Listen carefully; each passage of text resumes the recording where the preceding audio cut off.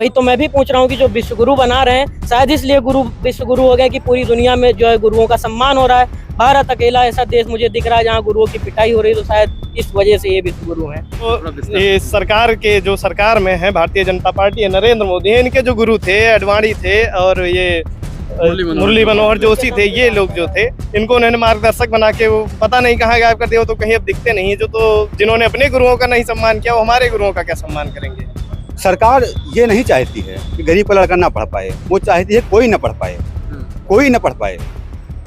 हम केवल पुष्प वर्षा करें। बाबा साहब ने तो कहा था शिक्षा शेरनी का दूध है, जो पिएगा वो दहाड़ेगा। तो वही, जब शिक्षा शेरनी का दूध है, जब शिक्षा सरकार जब किसी को पढ़ने ही नहीं देगी तो वो कैसे दहाड़ेगा। कंधे पे वो जल टांग के जाते हैं, उनके ऊपर हेलीकॉप्टर से फूल बरसाए जाते हैं। सरकार के पास बजट नहीं, लेकिन हेलीकॉप्टर से वो फूल बरसाते हैं, पुलिस वाले बैठ के उनके पैर दबाते हैं। इसी को लेकर बड़ी जो धांधली की गई, उसके बाद में देश के तमाम छात्र और युवा पीटे गए। लेकिन अब सवाल यहाँ पे ही बनता है कि सरकार ने मांग तो मान ली है, लेकिन ये कब तक ऐसे होता रहेगा। देश का तमाम पेपर लीक हो जाता है। जब युवा अपने भविष्य की बात करता है, कंधे पर बैग लाद कर चलता है, तो उसको लाठियों से पीटा जाता है। अध्यापकों को, शिक्षकों को लाठियों से पीटा जाता है। आखिर क्यों? अभी जल्दी में ही कांवड़ यात्रा हुई, जिस पर श्रद्धालुओं के ऊपर पुष्प वर्षा की जा रही थी। यहाँ तक कि सीओ साहब श्रद्धालुओं के पैर तक दबा रहे थे। लेकिन जब यही छात्र अपने भविष्य की बात करते हैं तो उन पर लाठियां बरसाई जाती है। आखिर क्यों, और इसका जिम्मेदार कौन? क्या नाम हुआ भैया, और आज आप लोग गांधी पार्क में क्यों इकट्ठा हुए? मेरा नाम शशांक मिश्रा है और मैं अभी एसएससी की तैयारी ही कर रहा हूँ। और ये सरकार और एसएससी ने मिलकर जो छात्रों के साथ खिलवाड़ किया है, उस खिलवाड़ के खिलाफ हम लोग आज यहाँ एकत्रित हुए थे कि हम सरकार के खिलाफ प्रदर्शन करेंगे, या हो सकेगा तो हम धरने पे भी बैठ जाएंगे। लेकिन अभी खबर आई है कि सरकार ने हमारी मांगे मान ली है, इस वजह से हम लोग अपना ये प्रदर्शन स्थगित कर रहे हैं। सरकार ने जो हमारे शिक्षकों के साथ व्यवहार किया उसकी हम कड़ी आलोचना करते हैं, और सरकार को इसका मुंह तोड़ जवाब देने के लिए हम आगे भी तैयार हैं। अभी हमारी मांगे मान ली गई हैं, इस वजह से हम रुक गए हैं। लेकिन आगे अगर इन्होंने जो वादे किए हैं वो वादे पूरे नहीं होते तो हम फिर से सड़कों पर उतरने में जरा भी संकोच नहीं करेंगे। कहाँ ही पूरा होता है।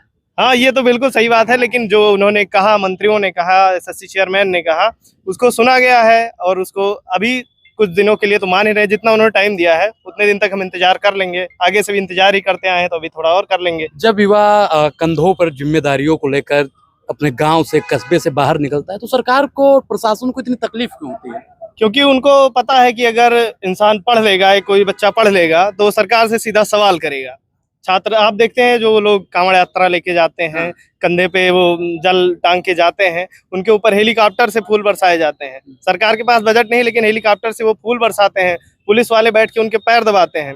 लेकिन जब छात्र अपनी शिक्षा के लिए, अपनी शिक्षा की गुणवत्ता को सुधारने के लिए अगर सरकार से सवाल करता है तो पुलिस उन पर लाठियां बरसाने में, थप्पड़ बरसाने में जरा भी संकोच नहीं करती है। उनको उठाकर जेल में डाल दिया जाता है, तमाम तरह के मुकदमे लिख दिए जाते हैं। हमें भी परमिशन के लिए हम गए तो हमें भी यही कहा गया कि आप ये बिना मतलब का काम मत कीजिए, आपका काम पढ़ना है, आप ये कीजिए, वो कीजिए, ये सब समझाया गया। हमने कहा जब हम पढ़ रहे हैं, आप पढ़ने नहीं दे रहे हैं, हमारी पढ़ाई में आप आके व्यवधान डाल रहे हैं, तो हमें ये मजबूरी बस करना पड़ेगा। उन्होंने कहा कि ये बहुत लाठियां पड़ेंगी आपको। हमने कहा हम लाठियां खाने को भी तैयार हैं। भाई, जब हमारा भविष्य पढ़ाई में है, आप हमारा भविष्य बर्बाद कर रहे हैं तो लाठियां भी खा लेंगे। भविष्य कौन बर्बाद कर रहा है? भविष्य सरकार, एसएससी और ये जो ठेकेदार हैं इनके, जो शिक्षा की गुणवत्ता के साथ खिलवाड़ कर रहे हैं, ये लोग बर्बाद कर रहे हैं। टीसीएस का क्या मसला? टीसीएस परीक्षा कराती थी, अभी एक सेंटर है पवन गंगा, उन्होंने तो कहा कि टीसीएस ने वो अपने आदमी भेज करके, आदमी भेज के वो परीक्षा में व्यवधान डालने का वो किया। टीसीएस परीक्षा कराती, फिर उन्होंने पता नहीं कहाँ से एडुकेटी को बुला लिया। ये ब्लैक लिस्टेड कंपनी, इसने जितने पेपर करवाए सारे के सारे पेपर लीक हुए हैं। अब इसको एसएससी जैसी प्रतिष्ठित एग्जाम जिसमें पूरे देश के लोग भाग लेते हैं, पता नहीं कितने स्टाफ का ये सिलेक्शन करवाती है, उसमें आप ऐसी कंपनी को, एक लचर कंपनी जिसका कोई ट्रैक रिकॉर्ड ही नहीं है, आप उसको दे रहे हैं। कोई प्रतिष्ठित कंपनी हो, बड़ी कंपनी हो, उसको दीजिए कि ढंग के। ये आपको सिस्टम ही प्रोवाइड नहीं करा पा रहे हैं। ऑनलाइन एग्जाम है, आपका माउस ही नहीं चल रहा है तो आप क्या लिखेंगे, कितना भी पढ़ के जाएं। क्या नाम हुआ आपका और कब तक ऐसा चलता रहेगा? मेरा नाम अंकित सम्राट है और ऐसा चलता रहेगा। हमको लगता है सरकार चूंकि 2014 से बनी है, तब से तमाम चीजें, विसंगतियां जो भी हैं सिस्टम में देखने को मिल रही हैं। अदम गोडवी जी की एक लाइन है कि तुम्हारी फाइलों में मौसम गुलाबी है, तुम्हारी फाइलों में गांव का मौसम गुलाबी है। ये दावा झूठे हैं, आंकड़ा किताबी है। ठीक, तो ये जो दावा करती है सरकार, हाँ। जो ये आंकड़े देती है, जो आंकड़ा इसे दी थी कि 2 करोड़ हम रोजगार देंगे, 15 लाख रुपया देंगे खाते में, तमाम प्रकार के दावे किए हैं सरकार ने, तो ये सब झूठे हैं और इस पर खरा नहीं उतरती है। और आए दिन देखने को मिलता है, अभी पेपर लीक हुआ था और एसएससी के प्रोटेस्ट में तमाम sir, Aditya Ranjan sir, Neetu ma'am और गगन प्रताप सर, तमाम सर के ऊपर लाठीचार्ज की गई, तमाम घटनाएं हुई, उनको प्रताड़ित किया गया। तो ये सब हमारी सरकार की देन रही है और इसको जल्द ही हम लोग उखाड़ फेंकेंगे। सरकार का इसमें क्या रोल है? आप लोग सरकार को हर चीज में सरकार को लपेट देते हैं। आप लोग पढ़ेंगे नहीं, आप लोग जाके प्रोटेस्ट करेंगे तो लाठियां तो पड़ेंगी। जब एक बात मैं कहना चाहूंगा, जब सड़कें खाली हो जाती हैं, संसद आवारा हो जाती है। ये आप बात समझ लीजिए पहले, ठीक? तो हमारी जो ये प्रशासन है, सरकार है, वही सारी संस्थाओं की कर्ता धर्ता होती है, वही संचालित करवाती है। एक ही सेंटर से 30 बच्चे पर एसएससी का पेपर निकालते हैं। बच्चे का पेपर कल सुबह 7 बजे है, उसके बाद रात को 1 बजे मैसेज आता है कि आपका पेपर डिले कर दिया गया है 4 दिन बाद। अगर लड़का 500 किलोमीटर दूर गया है पेपर देने और उसका पेपर डिले हो जाता है, तो कितनी मेहनत से जाता है, ट्रेनों में खड़े होकर जाता है, घर से 1-1 रुपये जोड़ के जाता है, वो एक आम छात्र और संघर्ष करता हुआ छात्र ही समझ सकता है। और मैं उस दशा में हूँ, मैं एसएससी की तैयारी करता हूँ, मैं एक सामान्य परिवार से आता हूँ, तो मैं इन समस्याओं को भली भांति से समझता हूँ। क्या सरकार चाहती है कि गरीब का लड़का ना पढ़ पाए?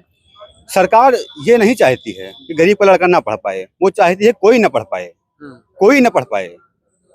हम केवल पुष्प वर्षा करें और अपने प्रशासन से उनको दिखावा करें कि हम आपके लिए बहुत सजग हैं, समर्पित हैं। ये सब चीजें करके वो अपना वोट बैंक तैयार करना चाहती है। केवल में भी 5000 स्कूल भी बंद हो रहे हैं। वही चीज ना, मर्ज कर दिया गया। अब बताओ, जब मर्ज कर दिए गए स्कूल को, तो जो शिक्षक हैं वो कहाँ जाएंगे? और जो बीटीसी और बीएड कर रहे हैं वर्तमान में, जो लड़के भी हमारे गोंडा में, पूरे प्रदेश में, पूरे देश में बीटीसी और बीएड कर रहे हैं, उनका क्या होगा? उनके लिए वैकेंसी आगे कहाँ से आएगी? जब स्कूल ही नहीं रहेंगे, कॉलेज ही नहीं रहेंगे, कुछ रहेगा ही नहीं, तो कैसे वैकेंसी आएगी? उन छात्रों का भविष्य क्या होगा? आप सोचिए एक बार। क्या नाम हुआ आपका? कुशल त्रिपाठी मेरा नाम है। तिवारी जी, बताइए, आप आंदोलन करेंगे, एसएससी के लिए मान गई है सरकार, और आप लोग पहले भी आंदोलन की आवाज भी लिख रखे हैं कि एसएससी चोर है। जी, एसएससी चोर है। उसने जो है गलत वेंडर्स को, जो ब्लैक लिस्टेड है, उनको अब एग्जाम हेल्ड कराने के लिए दे दिया। उसके बाद में जो है टेक्निकल ग्लिचेस और सारा कुछ हुआ। उसके बाद हम लोगों ने प्रोटेस्ट किया। अगर वो शांतिपूर्ण, सरकार ने शांतिपूर्ण से हमारी एग्जाम को अगर कंडक्ट करा दिया होता। आज भी आप गांधी जी के सामने है कि शांतिपूर्ण कर रहे हैं? जी, शांतिपूर्ण प्रदर्शन कर रहे हैं, कहीं कोई दिक्कत नहीं, सभी छात्री हैं हम लोग यहाँ पे। और जो है अगर उन्होंने शांतिपूर्ण तरीके से हमारी परीक्षा को करवा दिया होता तो हमें प्रदर्शन करने की जरूरत नहीं थी। और जब हम प्रदर्शन कर रहे हैं तो सरकार हिंसा कर रही है, लाठियां बरसा रही है। शिक्षकों के हाथ में तो मैंने कोई हथियार नहीं देखा। वो तो अपनी बात रखने सरकार तक अपनी बात पहुंचाने गए थे, उन पे लाठी बरसाई जाना। और ये विश्वगुरु बनने का दावा करते हैं और शिक्षकों पर लाठी बरसा रहे हैं। और दूसरी तरफ ये डिजिटल इंडिया की बातें करते हैं और प्रॉपर माउस और एक एग्जाम बताइए नहीं करवा पा रहे हैं सही से। एसएससी सीपीओ का एग्जाम हुआ था, 2 साल से रिजल्ट नहीं आया था। अब तो खैर इस मांग में हम लोगों ने प्रोटेस्ट किया, लाठी खाई शिक्षकों ने, बेचारों ने, तो जो है सुन लिया गया है। अच्छा, यहाँ पे एक सवाल आता है कि विश्वगुरु में गुरु क्यों पीटा जा रहा है? वही तो मैं भी पूछ रहा हूँ कि जो विश्वगुरु बना रहे हैं, शायद इसलिए गुरु विश्वगुरु हो गया कि पूरी दुनिया में जो है गुरुओं का सम्मान हो रहा है। भारत अकेला ऐसा देश मुझे दिख रहा है जहाँ गुरुओं की पिटाई हो रही है, तो शायद इस वजह से ये विश्वगुरु हैं। इस क्षेत्र में जो है ये गुरु हैं जहाँ पिटाई हो रही है शिक्षकों की। क्या नाम हुआ आपका? मेरा नाम अजय गौतम है। मैं दलित समाज से आता हूँ, लेकिन मैं आज इस गांधी पार्क में बहुत दुख के साथ आया हूँ ओझा जी, क्योंकि मैं एसएससी का तैयारी कर रहा हूँ, यहीं पर लाइब्रेरी लिया हूँ, ITI भी कर रहा हूँ। लेकिन आज गुरुओं पर जो लाठी बरसाई जा रही है, इसके लिए मुझे बहुत दुख है। क्योंकि जब प्राथमिक विद्यालय भी सरकार 5000 बंद करने का दावा किया है, तब प्राथमिक विद्यालय जब बंद कर देगी, जो हमारे टीचर या हमारे भाई जो बीटीसी और बीएड कर रहे हैं वो क्या करेंगे? तो इस पर मैं यही कहना चाहता हूं कि सरकार बहुत गलत कर रही है, शिक्षा को छीन रही है। बाबा साहब ने तो कहा था शिक्षा शेरनी का दूध है, जो पिएगा उधाड़े। तो वही, जब शिक्षा शेरनी का दूध है, जब शिक्षा सरकार जब किसी को पढ़ने ही नहीं देगी तो वो कैसे दहाड़ेगा? मेन कारण यही है ओझा जी कि जब शिक्षा शेरनी का दूध है, जब शिक्षा मिलेगा ही नहीं तो दहाड़ेगा कैसे? सरकार लाठियां बरसाई जा रही है, पेपर लीक किया जा रहे हैं, कॉलेज भी बंद किया जा रहे हैं, तो उसमें क्या है? जी, हम यहाँ पे जो है मैक्सिमम बच्चे जो है एसएससी के एस्पिरेंट्स हैं। तो आज हम लोगों ने जो है प्रोटेस्ट किया है, उन्होंने मांगों को जो है स्वीकार कर लिया, लाठी वगैरह मारने के बाद में। जो कि वो पहले भी करवा सकते थे शांतिपूर्ण तरीके से एग्जाम, लेकिन अगर हमारी मांगों को जो है नहीं इम्प्लीमेंट किया गया जिस तरीकों से उन्होंने हमें आश्वासन दिया है, तो फिर से जैसा कि शशांक मिश्रा हमारे मित्र ने बताया, फिर से हम धरने पे उतरेंगे और विरोध प्रदर्शन को गवर्नमेंट के अगेंस्ट दिखाएंगे। तो अगर सरकार आपकी मांग तो अभी मान ली है, अगर जितना टाइम उन्होंने दिया है उतने समय पर अगर सही से नहीं करवाती है तो बड़ा प्रोटेस्ट होने वाला जी है। बड़ा प्रोटेस्ट होगा। हम पदयात्रा के लिए भी तैयार हैं। गांधी जी के सामने खड़े हैं। गांधी जी का एक ही हथियार था, पदयात्रा करते थे। जी खून की आखिरी बूंद तक लड़ेगा विद्यार्थी, अपने हक के लिए खून की आखिरी बूंद तक लड़ेगा विद्यार्थी। विद्यार्थी जाग चुका है, अब उसे और जो है ढोंग ढगोसलों में नहीं बहकाया जा सकता है। हमारे पास एक ही हथियार है, शिक्षा। अगर हमारा ये हथियार हमसे छीना जाता है तो फिर हमारे पास जीवन के जीने के लिए और कोई साधन नहीं बचेगा। तो अपने इस हथियार के लिए हम अपना जीवन न्यौछावर करने के लिए तैयार हैं। गांधी जी के सामने खड़े हैं। गांधी जी ने तो अपनी पदयात्रा और अपने अहिंसा से अंग्रेजों को भी भगा दिया। ये तो काले अंग्रेज हैं, इनसे हमें क्या डरना। तो अब इनको भगाने की तैयारी। बिल्कुल, जिन्होंने अपने खुद के गुरुओं का सम्मान नहीं किया, वो हमारे गुरुओं का क्या सम्मान करेंगे। कहना क्या चाहते हैं अपने गुरुओं का, मतलब जो ये सरकार के जो सरकार में है, भारतीय जनता पार्टी है, नरेंद्र मोदी है, इनके जो गुरु थे अडवाणी थे और ये मुरली मनोहर जोशी थे, ये लोग जो थे, इनको उन्होंने मार्गदर्शक बना के वो पता नहीं कहाँ गायब कर दिया। वो तो कहीं अब दिखते नहीं है। जो तो जिन्होंने अपने गुरुओं का नहीं सम्मान किया, वो हमारे गुरुओं का क्या सम्मान करेंगे। बहुत बड़ी बात कह रहे हैं। बड़ी बात है ही, ये बिल्कुल बड़ी बात है भाई। जहाँ गुरुर ब्रह्मा गुरुर विष्णु गुरुर देवो महेश्वरा कहा जाता हो, वहाँ के गुरुओं को चाहे महिला हो चाहे पुरुष हो, कोई उनको भेद ही नहीं भाई। महिला वो हमारी नीतू मैम टीचर थी, उनको पुरुष पुलिस वाले धक्के देकर उनके गाड़ी में बिठा रहे थे। कोई सम्मान ही नहीं है कोई उसमें।